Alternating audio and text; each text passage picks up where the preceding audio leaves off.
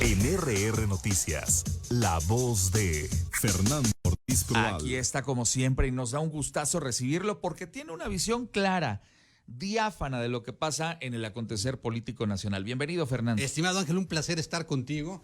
Y como dicen en las cámaras de nuestro Congreso, para alusiones personales, ya no le eches limón a esa herida de mis Pumas del día de ayer, hombre. ¿Qué pasó con esos Muy Pumas? mal, la verdad. Un exceso de confianza, Fernando. Sí, ¿sabes qué pasa? Falta consistencia. No puede ser que des un partidazo un día y a la semana no articules una llegada inteligente. Y nos falta eso en los Pumas y en muchos equipos mexicanos, ¿no? Tener esa consistencia y solidez que acreditan equipos de otras ligas, Ángel, y que los hace ser mucho más competitivos. Pero bueno, mira, estamos en el repechaje, vamos contra un equipo, no sé si Chava tenga por ahí la canción de Molotov para dedicársela acá a los aficionados rojiblancos, pero va a estar bueno el repechaje. Muy bien, ni hablar, mi estimado Fernando Ortiz Proal, un Puma de cepa, además. Sí, hombre, aunque ganen. Aunque ganen, ahí estás con ellos, aunque ganen. Oye, y en los temas políticos, ¿de qué platicamos el día de hoy? Mira, Ángel, ya has comentado y hace un rato incluso con Fabián Camacho, líder empresarial, platicabas este tema del pacto que no es pacto, como tú atinadamente lo señalaste, y no deja de ser interesante cómo regresamos al pasado con estas figuras en las que se trata de contener una inflación y que se sabe de antemano que muy difícilmente se logrará el objetivo. Pero no podemos perder de vista, Ángel, que justo hoy estamos exactamente a un mes de que se realicen elecciones en 6 entidades del país. Y muchas de estas medidas tienen, lamentablemente, un sentido más político que económico.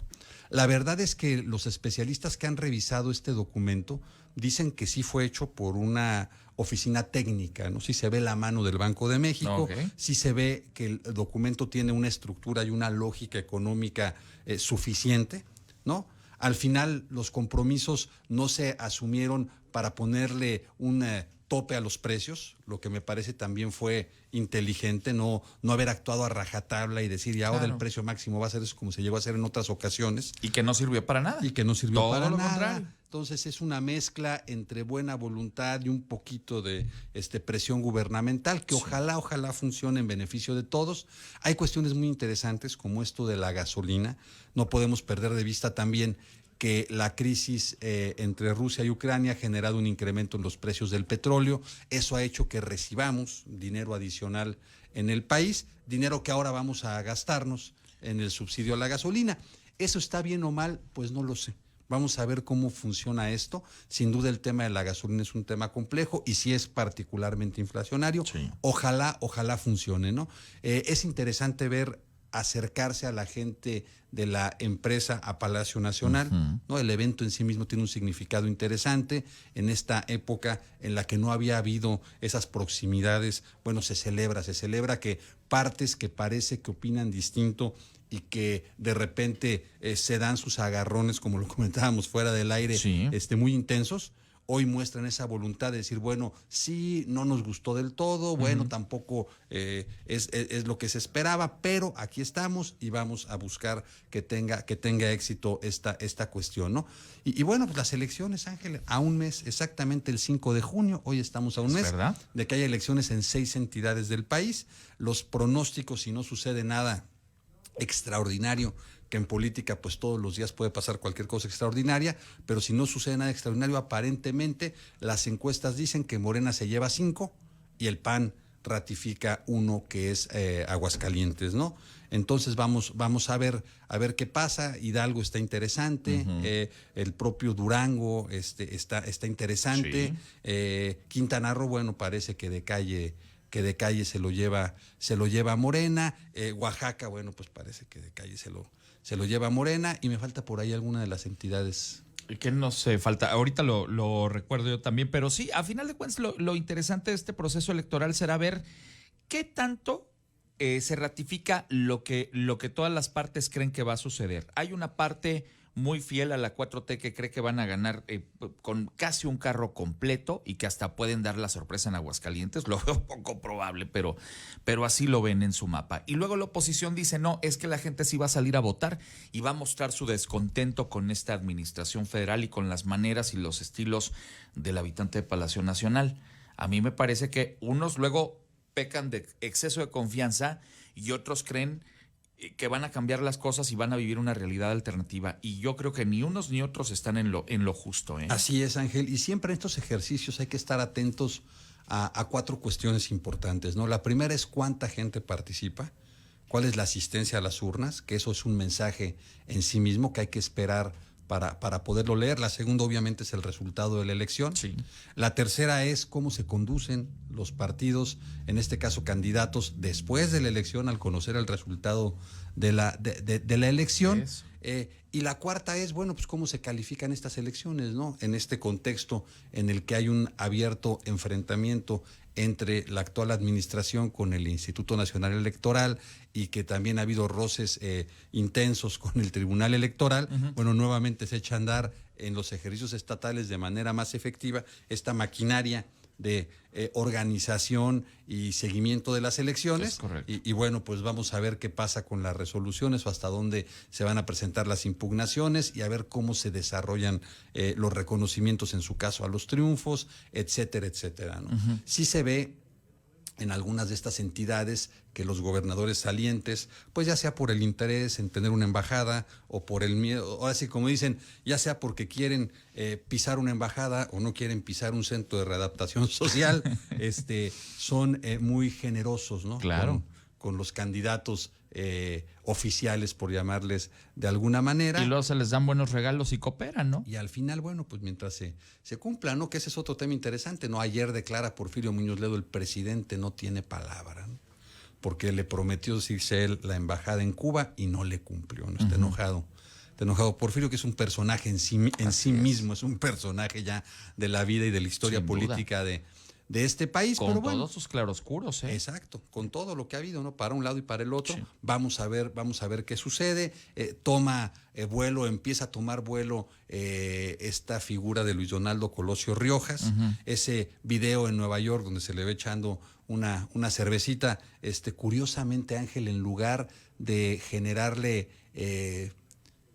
un problema, pareciera que en cierto sector de la población, particularmente los jóvenes, incluso le genera empatías, ¿no?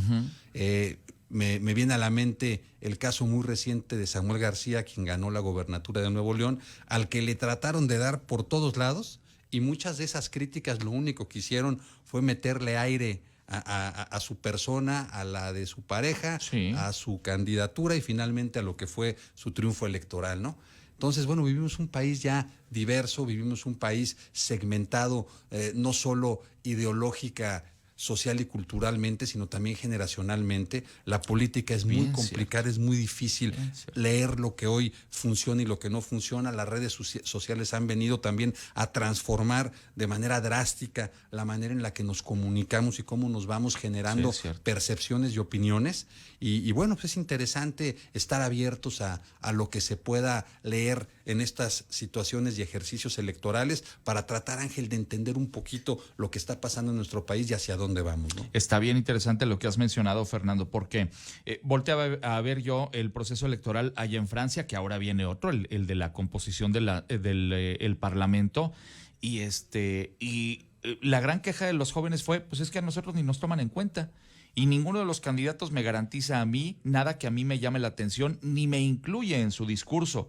Y si volteamos a ver la pirámide poblacional, pues también hay una gran cantidad de personas dentro de ese sector. Y yo los escuchaba y yo decía, oye, ¿esto dónde lo tomaron? ¿En Hidalgo, en Veracruz, en Tamaulipas, que era la que nos faltaba de la lista que hacíamos hace un instante? ¿Dónde están esas propuestas? ¿Dónde están esas circunstancias novedosas que le llamen la atención a un electorado joven, que a final de cuentas son los que deciden hoy en día un proceso en nuestro país? Porque tú y yo lo platicamos aquí hace un año, muchas de esas campañas, muchos de esos estilos que se vieron en los procesos de elección del año pasado, pues parecía que estábamos brincando en el tiempo 30 años atrás, porque eran manejados estos eventos electorales o eventos de campaña pues al estilo de los 80s o de los 90s, y entonces pues un joven no se ve identificado ni tomado en cuenta para una cosa de esas, ¿no? Tienes toda la razón, que los partidos tradicionales en México, incluso coaligados, no se permiten evolucionar hacia los nuevos mercados electorales que están ya consolidándose en nuestro país, y por eso vemos, y voy a decir entre comillas, sorpresas, que al tiempo no debieron haber sido sorpresas, Claro. sino más bien la incapacidad que a veces Para tenemos, leerlas, ¿no? Exacto, quienes pertenecemos a otra generación y nos formamos nuestros criterios viendo, como tú bien dices, unas reglas no escritas y una forma de hacer política muy particular, Sí. a veces reiterada, circular, como lo vemos ahora con los pactos otra vez. Estoy de acuerdo. Y de veras, parece un volver al futuro, ¿no? Esto está muy curioso que todo lo que tanto se criticó hoy se tenga que acudir a eso. Así es. Y que seamos incapaces, quienes están en el gobierno, de generar políticas nuevas, y también la oposición de promover políticas nuevas. No estamos atorados en esas resistencias, en esos atavismos históricos políticos que tenemos, en los que curiosamente aquí seguimos hablando del general Cárdenas y seguimos hablando de los de López Mateos, y se critica a López Mateos. Ya estamos, ¿no?, ciclados en una historia política que ya no es representativa, como tú bien dices, Ángel, para la gran mayoría de jóvenes de este país. Y entonces, cuando se desquebrajan estas estructuras, ahí aparecen estas grietas por donde surgen las nuevas opciones políticas, y va a ser interesante ver cómo se pueden desarrollar, porque ahora, antes, sin dinero era imposible tener un posicionamiento político.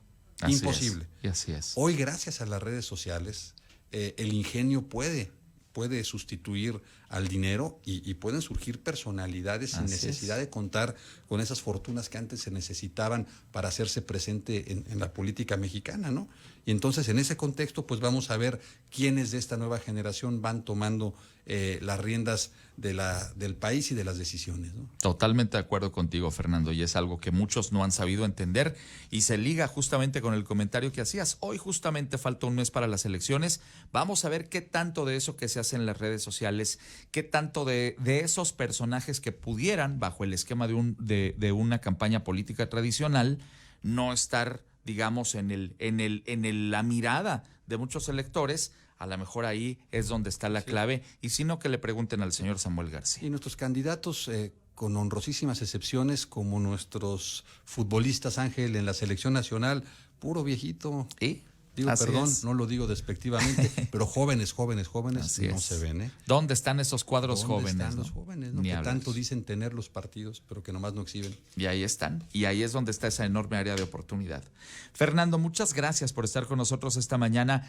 Gracias por poner el acento también en este tema. Falta un mes para elecciones, y vamos a ver cómo va a ir creciendo mucho de este tema en los días por venir. Así será, Ángel. Vamos a estar muy atentos, y agradecido yo por esta siempre valiosa y nutritiva oportunidad que me das de platicar contigo y tu auditorio. El gusto de recibir a Fernando Ortiz Proal como cada jueves. Bienvenido, es tu casa.